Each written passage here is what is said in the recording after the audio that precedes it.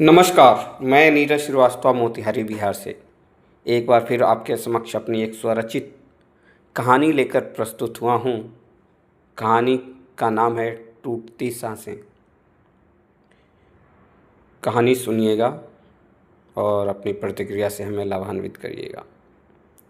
कहानी कुछ इस प्रकार है कि बूढ़े कदम मंजिल की ओर बढ़ रहे थे। दोनों हाथों से साइकिल की हैंडल संभाले सुदेश मन ही मन कुछ सोच रहा था।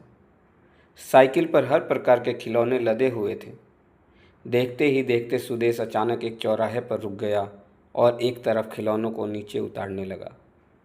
शायद सुदेश की मंजिल आ चुकी थी। सुदेश खिलौने बेचता था और उसी से उसका गुजारा चलता था। घर पर बूढ़ी पत्नी थी, लेकिन वह बीमार रहा करती थी।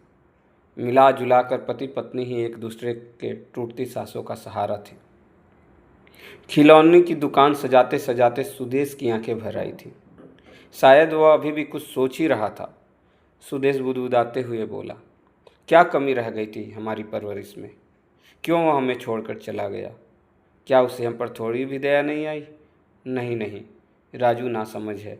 वो भले ही भूल जाए, पर हम उसे कैसे भूल सकते हैं? आखिर वह हमारी औलाद है, हमारे कलेजे का टुकड़ा है। सुदेश ख्यालों में खोया ही था कि अचानक वो अपनी जगह से उठ खड़ा हुआ और सामने की ओर भागा। शायद उसे किसी अनहोनी का अंदेशा हो चुका था।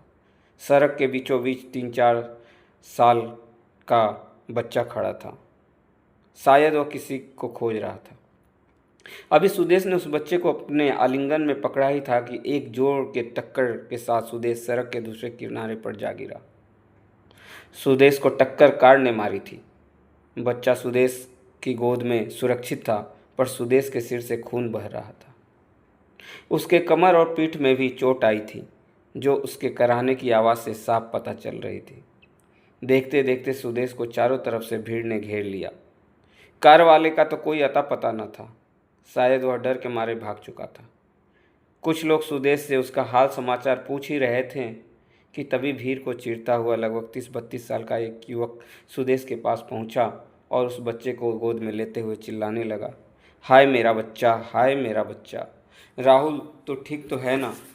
राहुल तो ठीक तो है ना? उस शख्स को देखते ही सुदेश के चेहरे पर मुस्कान आ गई।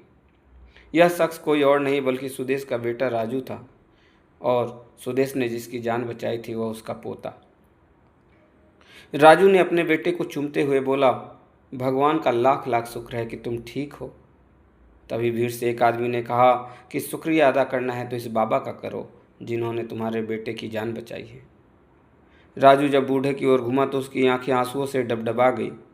राजू रोते हुए बोला, अरे पापा मुझे माफ़ कर दो। मैंने आपको छोड़कर बहुत बड़ी गलती की है। बेटे को खोने का दर्द क्या होता है आज मुझे पता चल गया। मैं आपको छोड़कर आया था, इसलिए शायद ऊपर वाले ने मुझे यह सबक सिखाया। मुझे माफ़ कर दो। अब मैं आपके साथ ही रहूँगा। मैं आपका साथ कभी न छोड़ूंगा। सुदेश ने भी राजू को रोते हुए गले से लगा लिया। कहानी यहीं समाप्त होती है। कहानी आपको कैसी लगी? अपनी प्रतिक्रिया हमें ज़रूर बताएं। धन्यवाद।